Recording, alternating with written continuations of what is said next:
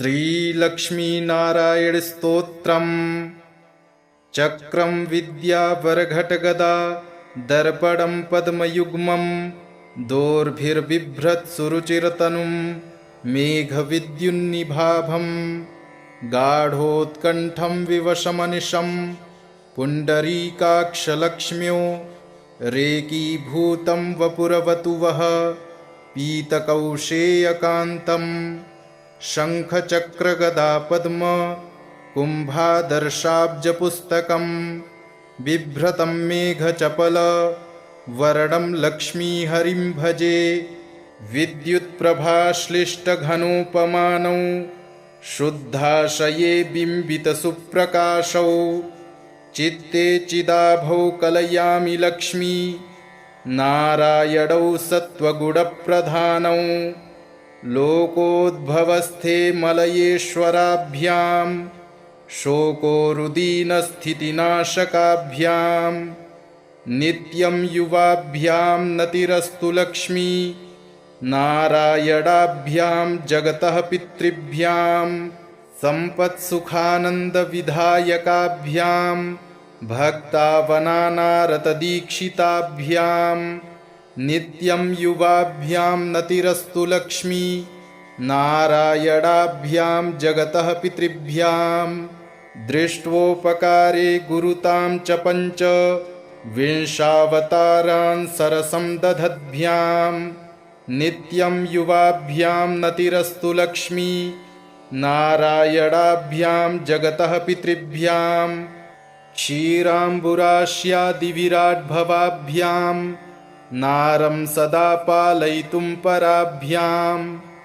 नित्यं युवाभ्यां नतिरस्तु लक्ष्मी नारायणाभ्यां जगतः पितृभ्यां दारिद्र्यदुःखस्थितिदारकाभ्यां दयैव दूरीकृतदुर्गतिभ्यां नित्यं युवाभ्यां नतिरस्तु लक्ष्मी नारायणाभ्यां जगतः पितृभ्यां भक्तव्रजाघौघविदारकाभ्यां स्वीयाशयोद्भूतरजस्तमोभ्यां नित्यं युवाभ्यां नतिरस्तु लक्ष्मी नारायणाभ्यां जगतः पितृभ्यां रक्तोत्पलाभ्राभवपुर्धराभ्यां पद्मारिशङ्खाब्जगदाधराभ्यां नित्यं युवाभ्यां नतिरस्तु लक्ष्मी नारायणाभ्यां जगतः पितृभ्यां अङ्घ्रिद्वयाभ्यर्चककल्पकाभ्यां मोक्षप्रदप्राक्तनदम्पतीभ्यां नित्यं युवाभ्यां नतिरस्तु लक्ष्मी नारायणाभ्यां जगतः पितृभ्यां इदं तु यः पठेत् स्तोत्रं लक्ष्मीनारायणाष्टकम् एहि कामुष्मिकसुखं भुक्त्वा स लभते मृतं। चक्रं विद्यावरघटगदा दर्पणं पद्मयुग्मं दोर्भिर्बिभ्रत्सुरुचिरतनुं मेघविद्युन्निभाभं गाढोत्कण्ठं विवशमनिशं पुण्डरीकाक्षलक्ष्म्यो रेकीभूतं वपुरवतुवः पीतकौशेयकान्तं शङ्खचक्रगदापद्म कुम्भादर्शाब्जपुस्तकं बिभ्रतं मेघचपल वर्णं लक्ष्मीहरिं भजे। विद्युत्प्रभाश्लिष्टघनोपमानौ शुद्धाशये बिम्बितसुप्रकाशौ चित्ते चिदाभौ कलयामि लक्ष्मी नारायणौ सत्त्वगुणप्रधानौ लोकोद्भवस्थे मलयेश्वराभ्यां शोकोरुदीनस्थितिनाशकाभ्यां नित्यं युवाभ्यां नतिरस्तु लक्ष्मी नारायणाभ्यां जगतः पितृभ्यां सम्पत्सुखानन्दविधायकाभ्यां भक्तावनानारतदीक्षिताभ्यां नित्यं युवाभ्यां नतिरस्तु लक्ष्मी नारायणाभ्यां जगतः पितृभ्यां दृष्ट्वोपकारे गुरुतां च पञ्च विंशावतारान् सरसं दधद्भ्यां नित्यं युवाभ्यां नतिरस्तु लक्ष्मी नारायणाभ्यां जगतः पितृभ्यां क्षीराम्बुरास्यादिविराट्भवाभ्यां नारं सदा पालयितुं पराभ्यां नित्यं युवाभ्यां नतिरस्तु लक्ष्मी नारायणाभ्यां जगतः पितृभ्यां दारिद्र्यदुःखस्थितिदारकाभ्यां दयैव दूरीकृतदुर्गतिभ्यां नित्यं युवाभ्यां नतिरस्तु लक्ष्मी नारायणाभ्यां जगतः पितृभ्यां भक्तव्रजाघौघविदारकाभ्यां स्वीयाशयोद्भूतरजस्तमोभ्यां नित्यं युवाभ्यां नतिरस्तु लक्ष्मी नारायणाभ्यां जगतः पितृभ्यां रक्तोत्पलाभ्राभवपुर्धराभ्यां पद्मारिशङ्खाब्जगदाधराभ्यां नित्यं युवाभ्यां नतिरस्तु लक्ष्मी नारायणाभ्यां जगतः पितृभ्यां अङ्घ्रिद्वयाभ्यर्चककल्पकाभ्यां मोक्षप्रदप्राक्तनदम्पतीभ्यां नित्यं युवाभ्यां नतिरस्तु लक्ष्मी नारायणाभ्यां जगतः पितृभ्यां इदं तु यः पठेत् स्तोत्रं लक्ष्मीनारायणाष्टकम् एहि कामुष्मिकसुखं भुक्त्वा स लभते मृतं चक्रं विद्यावरघटगदा दर्पणं पद्मयुग्मं दोर्भिर्बिभ्रत्सुरुचिरतनुं मेघविद्युन्निभाभं गाढोत्कण्ठं विवशमनिशं पुण्डरीकाक्षलक्ष्म्यो रेकीभूतं वपुरवतुवः पीतकौशेयकान्तं शङ्खचक्रगदापद्म कुम्भादर्शाब्जपुस्तकं बिभ्रतं मेघचपल वर्णं लक्ष्मीहरिं भजे विद्युत्प्रभाश्लिष्टघनोपमानौ शुद्धाशये बिम्बितसुप्रकाशौ चित्ते चिदाभौ कलयामि लक्ष्मी नारायणौ सत्त्वगुणप्रधानौ लोकोद्भवस्थे मलयेश्वराभ्यां शोकोरुदीनस्थितिनाशकाभ्यां नित्यं युवाभ्यां नतिरस्तु लक्ष्मी नारायणाभ्यां जगतः पितृभ्यां सम्पत्सुखानन्दविधायकाभ्यां भक्तावनानारतदीक्षिताभ्यां नित्यं युवाभ्यां नतिरस्तु लक्ष्मी नारायणाभ्यां जगतः पितृभ्यां दृष्ट्वोपकारे गुरुतां च पञ्च विंशावतारान् सरसं दधद्भ्यां नित्यं युवाभ्यां नतिरस्तु लक्ष्मी नारायणाभ्यां जगतः पितृभ्यां क्षीराम्बुरास्यादिविराट्भवाभ्यां नारं सदा पालयितुं पराभ्यां नित्यं युवाभ्यां नतिरस्तु लक्ष्मी नारायणाभ्यां जगतः पितृभ्यां दारिद्र्यदुःखस्थितिदारकाभ्यां दयैव दूरीकृतदुर्गतिभ्यां नित्यं युवाभ्यां नतिरस्तु लक्ष्मी नारायणाभ्यां जगतः पितृभ्यां भक्तव्रजाघौघविदारकाभ्यां स्वीयाशयोद्भूतरजस्तमोभ्यां नित्यं युवाभ्यां नतिरस्तु लक्ष्मी नारायणाभ्यां जगतः पितृभ्यां रक्तोत्पलाभ्राभवपुर्धराभ्यां पद्मारिशङ्खाब्जगदाधराभ्यां नित्यं युवाभ्यां नतिरस्तु लक्ष्मी नारायणाभ्यां जगतः पितृभ्यां अङ्घ्रिद्वयाभ्यर्चककल्पकाभ्यां मोक्षप्रदप्राक्तनदम्पतीभ्यां नित्यं युवाभ्यां नतिरस्तु लक्ष्मी नारायणाभ्यां जगतः पितृभ्याम् इदं तु यः पठेत् स्तोत्रं लक्ष्मीनारायणाष्टकम् एहि कामुष्मिकसुखं भुक्त्वा स लभते मृतम्।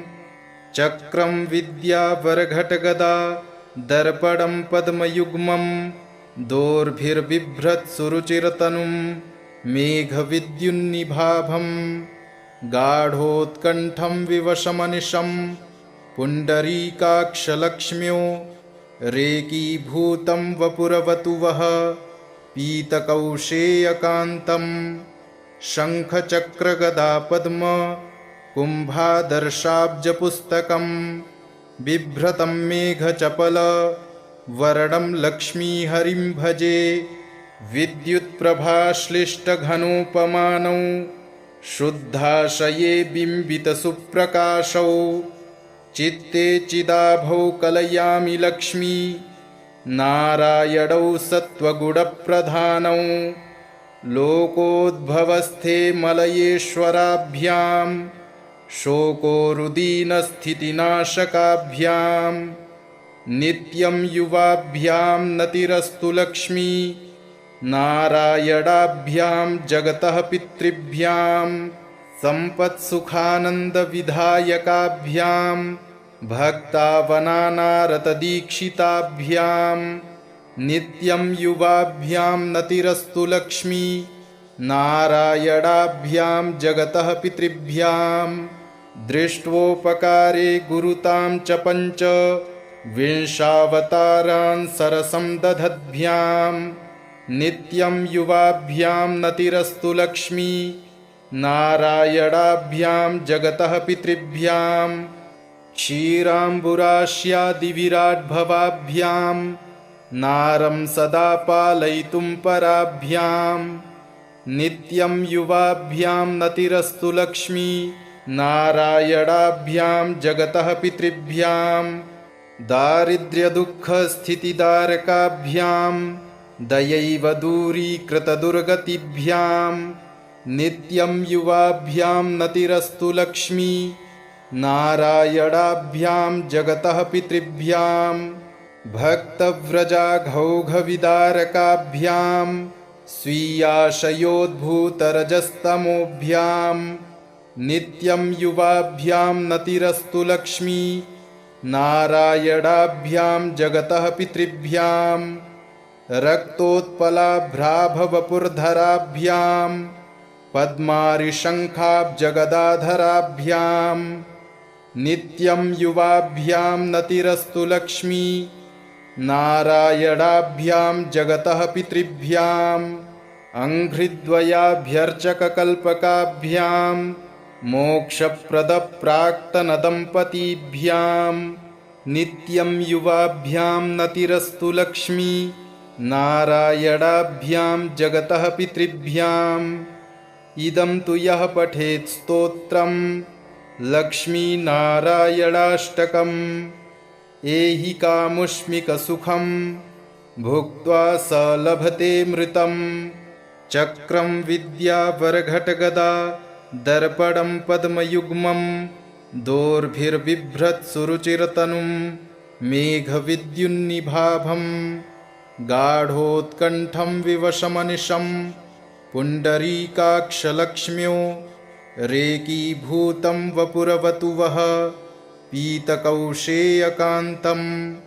शङ्खचक्रगदापद्म कुम्भादर्शाब्जपुस्तकं बिभ्रतं मेघचपल वर्णं लक्ष्मीहरिं भजे। विद्युत्प्रभाश्लिष्टघनोपमानौ शुद्धाशये बिम्बितसुप्रकाशौ चित्ते चिदाभौ कलयामि लक्ष्मी नारायणौ सत्त्वगुणप्रधानौ। लोकोद्भवस्थे मलयेश्वराभ्यां शोकोरुदीनस्थितिनाशकाभ्यां नित्यं युवाभ्यां नतिरस्तु लक्ष्मी नारायणाभ्यां जगतः पितृभ्यां। सम्पत्सुखानन्दविधायकाभ्यां भक्तावनानारतदीक्षिताभ्यां नित्यं युवाभ्यां नतिरस्तु लक्ष्मी नारायणाभ्यां जगतः पितृभ्यां दृष्ट्वोपकारे गुरुतां च पञ्च विंशावतारान् सरसं दधद्भ्यां नित्यं युवाभ्यां नतिरस्तु लक्ष्मी नारायणाभ्यां जगतः पितृभ्यां क्षीराम्बुरास्यादिविराट्भवाभ्यां नारं सदा पालयितुं पराभ्यां नित्यं युवाभ्यां नतिरस्तु लक्ष्मी नारायणाभ्यां जगतः पितृभ्यां दारिद्र्यदुःखस्थितिदारकाभ्यां दयैव दूरीकृतदुर्गतिभ्यां नित्यं युवाभ्यां नतिरस्तु लक्ष्मी नारायणाभ्यां जगतः पितृभ्यां भक्तव्रजाघौघविदारकाभ्यां स्वीयाशयोद्भूतरजस्तमोभ्यां नित्यं युवाभ्यां नतिरस्तु लक्ष्मी नारायणाभ्यां जगतः पितृभ्यां रक्तोत्पलाभ्राभवपुर्धराभ्यां पद्मारिशङ्खाब्जगदाधराभ्यां नित्यं युवाभ्यां नतिरस्तु लक्ष्मी नारायणाभ्यां जगतः पितृभ्यां अङ्घ्रिद्वयाभ्यर्चककल्पकाभ्यां मोक्षप्रदप्राक्तनदम्पतीभ्यां नित्यं युवाभ्यां नतिरस्तु लक्ष्मी नारायणाभ्यां जगतः पितृभ्यां इदं तु यः पठेत् स्तोत्रं लक्ष्मीनारायणाष्टकम् एहि कामुष्मिकसुखं भुक्त्वा स लभते मृतं चक्रं विद्यावरघटगदा दर्पणं पद्मयुग्मं दोर्भिर्बिभ्रत्सुरुचिरतनुं मेघविद्युन्निभाभं गाढोत्कण्ठं विवशमनिशं पुण्डरीकाक्षलक्ष्म्यो रेकीभूतं वपुरवतुवः पीतकौशेयकान्तं शङ्खचक्रगदापद्म कुम्भादर्शाब्जपुस्तकं बिभ्रतं मेघचपल वर्णं लक्ष्मीहरिं भजे विद्युत्प्रभाश्लिष्टघनोपमानौ शुद्धाशये बिम्बितसुप्रकाशौ चित्ते चिदाभौ कलयामि लक्ष्मी नारायणौ सत्त्वगुणप्रधानौ लोकोद्भवस्थे मलयेश्वराभ्यां शोकोरुदीनस्थितिनाशकाभ्यां नित्यं युवाभ्यां नतिरस्तु लक्ष्मी नारायणाभ्यां जगतः पितृभ्यां सम्पत्सुखानन्दविधायकाभ्यां भक्तावनानारतदीक्षिताभ्यां नित्यं युवाभ्यां नतिरस्तु लक्ष्मी नारायणाभ्यां जगतः पितृभ्यां दृष्ट्वोपकारे गुरुतां च पञ्च विंशावतारान् सरसं दधद्भ्यां नित्यं युवाभ्यां नतिरस्तु लक्ष्मी नारायणाभ्यां जगतः पितृभ्यां क्षीराम्बुरास्यादिविराट्भवाभ्यां नारं सदा पालयितुं पराभ्यां नित्यं युवाभ्यां नतिरस्तु लक्ष्मी नारायणाभ्यां जगतः पितृभ्यां दारिद्र्यदुःखस्थितिदारकाभ्यां दयैव दूरीकृतदुर्गतिभ्यां नित्यं युवाभ्यां नतिरस्तु लक्ष्मी नारायणाभ्यां जगतः पितृभ्यां भक्तव्रजाघौघविदारकाभ्यां स्वीयाशयोद्भूतरजस्तमोभ्यां नित्यं युवाभ्यां नतिरस्तु लक्ष्मी नारायणाभ्यां जगतः पितृभ्यां रक्तोत्पलाभ्राभवपुर्धराभ्यां पद्मारिशङ्खाब्जगदाधराभ्यां नित्यं युवाभ्यां नतिरस्तु लक्ष्मी नारायणाभ्यां जगतः पितृभ्याम् अंघ्रिद्वयाभ्यर्चककल्पकाभ्यां मोक्षप्रदप्राक्तनदम्पतीभ्यां नित्यं युवाभ्यां नतिरस्तु लक्ष्मी नारायणाभ्यां जगतः पितृभ्याम् इदं तु यः पठेत् स्तोत्रं लक्ष्मीनारायणाष्टकम् एहि कामुष्मिकसुखं भुक्त्वा स लभते मृतम् चक्रं विद्यावरघटगदा दर्पणं पद्मयुग्मं दोर्भिर्बिभ्रत्सुरुचिरतनुं मेघविद्युन्निभाभं गाढोत्कण्ठं विवशमनिशं पुण्डरीकाक्षलक्ष्म्यो रेकीभूतं वपुरवतुवः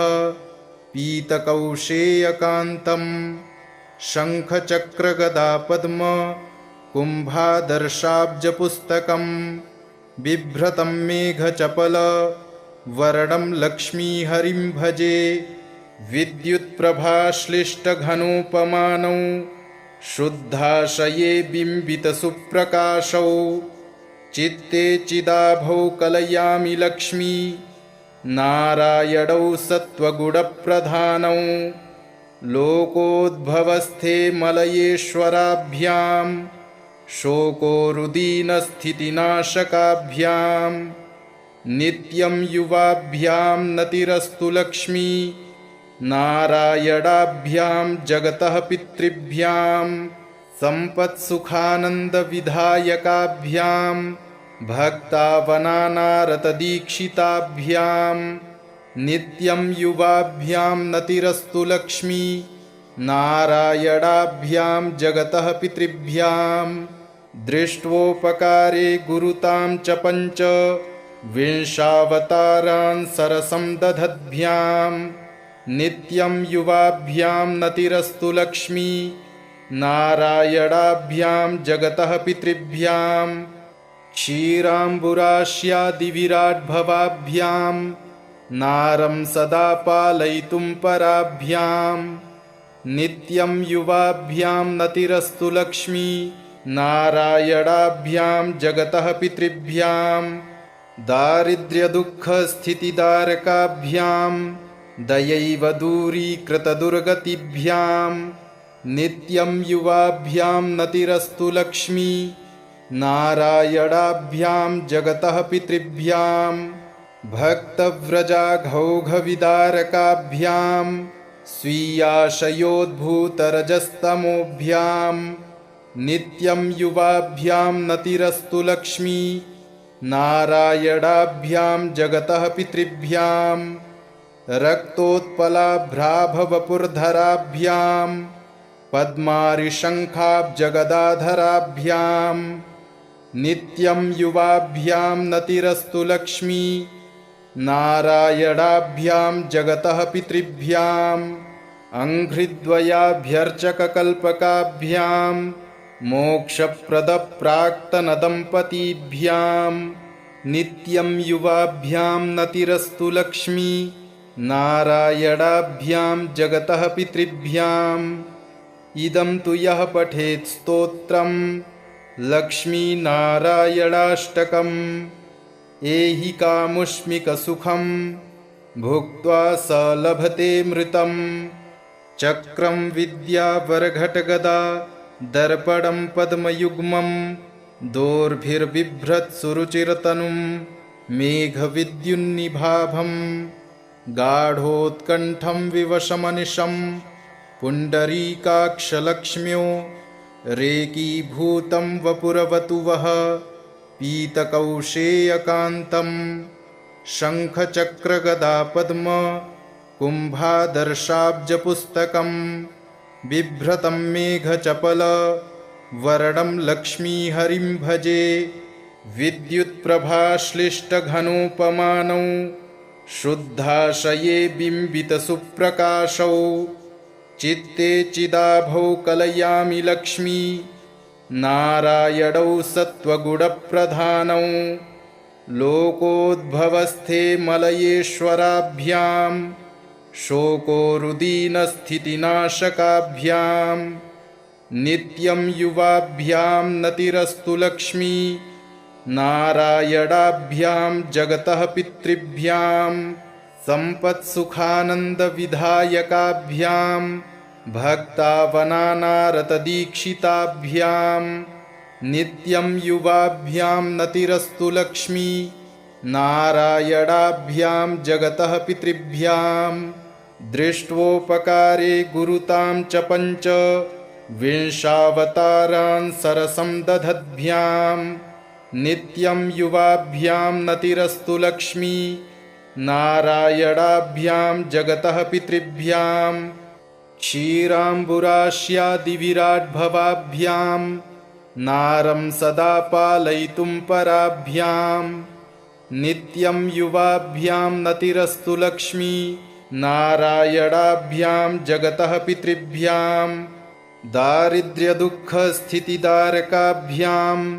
दयैव दूरीकृतदुर्गतिभ्यां नित्यं युवाभ्यां नतिरस्तु लक्ष्मी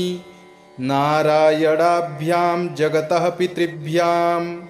भक्तव्रजाघौघविदारकाभ्यां स्वीयाशयोद्भूतरजस्तमोभ्यां नित्यं युवाभ्यां नतिरस्तु लक्ष्मी नारायणाभ्यां जगतः पितृभ्यां रक्तोत्पलाभ्राभवपुर्धराभ्यां पद्मारिशङ्खाब्जगदाधराभ्यां नित्यं युवाभ्यां नतिरस्तु लक्ष्मी नारायणाभ्यां जगतः पितृभ्यां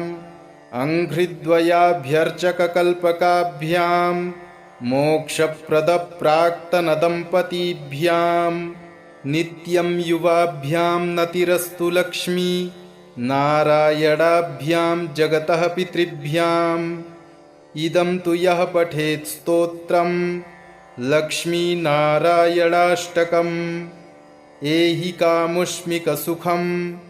भुक्त्वा स लभते मृतं चक्रं विद्यावरघटगदा दर्पणं पद्मयुग्मं दोर्भिर्बिभ्रत्सुरुचिरतनुं मेघविद्युन्निभाभं गाढोत्कण्ठं विवशमनिशं पुण्डरीकाक्षलक्ष्म्यो रेकीभूतं वपुरवतुवः पीतकौशेयकान्तं शङ्खचक्रगदापद्म कुम्भादर्शाब्जपुस्तकं बिभ्रतं मेघचपलवर्णं लक्ष्मीहरिं भजे विद्युत्प्रभाश्लिष्टघनोपमानौ शुद्धाशये बिम्बितसुप्रकाशौ चित्ते चिदाभौ कलयामि लक्ष्मी नारायणौ सत्त्वगुणप्रधानौ लोकोद्भवस्थे मलयेश्वराभ्यां शोकोरुदीनस्थितिनाशकाभ्यां नित्यं युवाभ्यां नतिरस्तु लक्ष्मी नारायणाभ्यां जगतः पितृभ्यां सम्पत्सुखानन्दविधायकाभ्यां भक्तावनानारतदीक्षिताभ्यां नित्यं युवाभ्यां नतिरस्तु लक्ष्मी नारायणाभ्यां जगतः पितृभ्यां दृष्ट्वोपकारे गुरुतां च पञ्च विंशावतारान् सरसं दधद्भ्यां नित्यं युवाभ्यां नतिरस्तु लक्ष्मी नारायणाभ्यां जगतः पितृभ्यां क्षीराम्बुरास्यादिविराट्भवाभ्यां नारं सदा पालयितुं पराभ्यां नित्यं युवाभ्यां नतिरस्तु लक्ष्मी नारायणाभ्यां जगतः पितृभ्यां दारिद्र्यदुःखस्थितिदारकाभ्यां दयैव दूरीकृतदुर्गतिभ्यां नित्यं युवाभ्यां नतिरस्तु लक्ष्मी नारायणाभ्यां जगतः पितृभ्यां भक्तव्रजाघौघविदारकाभ्यां स्वीयाशयोद्भूतरजस्तमोभ्यां नित्यं युवाभ्यां नतिरस्तु लक्ष्मी नारायणाभ्यां जगतः पितृभ्यां रक्तोत्पलाभ्राभवपुर्धराभ्यां पद्मारिशङ्खाब्जगदाधराभ्यां नित्यं युवाभ्यां नतिरस्तु लक्ष्मी नारायणाभ्यां जगतः पितृभ्याम् अंघ्रिद्वयाभ्यर्चककल्पकाभ्यां मोक्षप्रदप्राक्तनदम्पतीभ्यां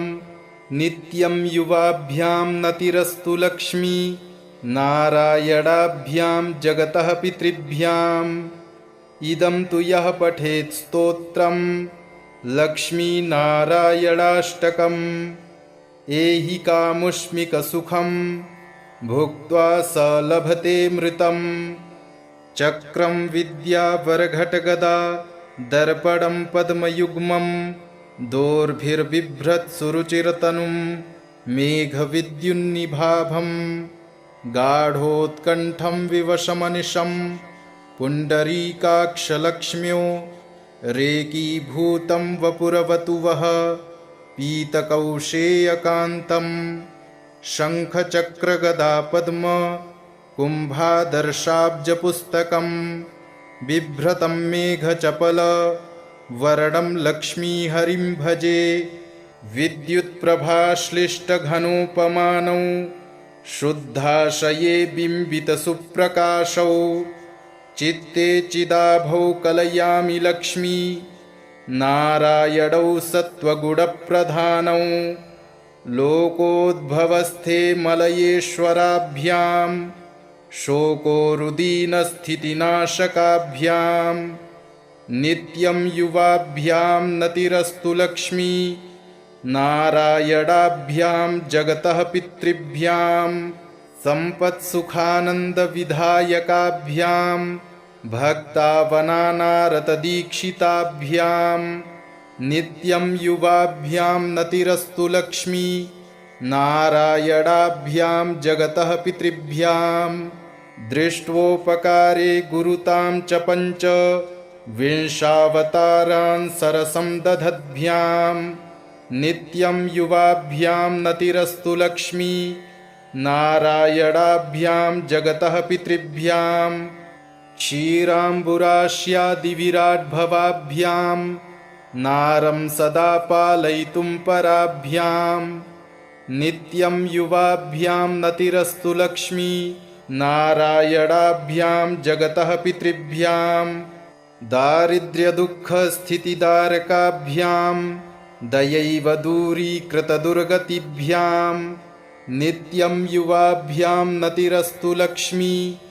नारायणाभ्यां जगतः पितृभ्यां भक्तव्रजाघौघविदारकाभ्यां स्वीयाशयोद्भूतरजस्तमोभ्यां नित्यं युवाभ्यां नतिरस्तु लक्ष्मी नारायणाभ्यां जगतः पितृभ्यां रक्तोत्पलाभ्राभवपुर्धराभ्यां पद्मारिशङ्खाब्जगदाधराभ्यां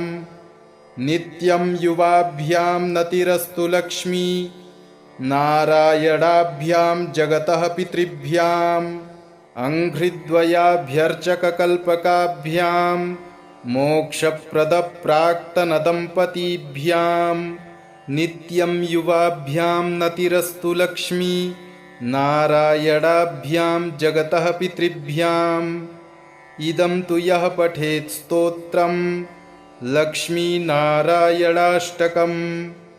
एहि कामुष्मिकसुखं भुक्त्वा स लभते मृतम् चक्रं विद्यावरघटगदा दर्पणं पद्मयुग्मं दोर्भिर्बिभ्रत्सुरुचिरतनुं मेघविद्युन्निभाभं गाढोत्कण्ठं विवशमनिशं पुण्डरीकाक्षलक्ष्म्यो रेकीभूतं वपुरवतुवः पीतकौशेयकान्तं शङ्खचक्रगदापद्म कुम्भादर्शाब्जपुस्तकं बिभ्रतं मेघचपल वर्णं लक्ष्मीहरिं भजे विद्युत्प्रभाश्लिष्टघनोपमानौ शुद्धाशये बिम्बितसुप्रकाशौ चित्ते चिदाभौ कलयामि लक्ष्मी नारायणौ सत्त्वगुणप्रधानौ लोकोद्भवस्थे मलयेश्वराभ्यां शोकोरुदीनस्थितिनाशकाभ्यां नित्यं युवाभ्यां नतिरस्तु लक्ष्मी नारायणाभ्यां जगतः पितृभ्यां सम्पत्सुखानन्दविधायकाभ्यां भक्तावनानारतदीक्षिताभ्यां नित्यं युवाभ्यां नतिरस्तु लक्ष्मी नारायणाभ्यां जगतः पितृभ्यां दृष्ट्वोपकारे गुरुतां च पञ्च विंशावतारान् सरसं दधद्भ्यां नित्यं युवाभ्यां नतिरस्तु लक्ष्मी नारायणाभ्यां जगतः पितृभ्यां क्षीराम्बुरास्यादिविराट्भवाभ्यां नारं सदा पालयितुं पराभ्यां नित्यं युवाभ्यां नतिरस्तु लक्ष्मी नारायणाभ्यां जगतः पितृभ्यां दारिद्र्यदुःखस्थितिदारकाभ्यां दयैव दूरीकृतदुर्गतिभ्यां नित्यं युवाभ्यां नतिरस्तु लक्ष्मी नारायणाभ्यां जगतः पितृभ्यां भक्तव्रजाघौघविदारकाभ्यां स्वीयाशयोद्भूतरजस्तमोभ्यां नित्यं युवाभ्यां नतिरस्तु लक्ष्मी नारायणाभ्यां जगतः पितृभ्यां रक्तोत्पलाभ्राभवपुर्धराभ्यां पद्मारिशङ्खाब्जगदाधराभ्यां नित्यं युवाभ्यां नतिरस्तु लक्ष्मी नारायणाभ्यां जगतः पितृभ्यां अङ्घ्रिद्वयाभ्यर्चककल्पकाभ्यां मोक्षप्रदप्राक्तनदम्पतीभ्यां नित्यं युवाभ्यां नतिरस्तु लक्ष्मी नारायणाभ्यां जगतः पितृभ्यां इदं तु यः पठेत् स्तोत्रं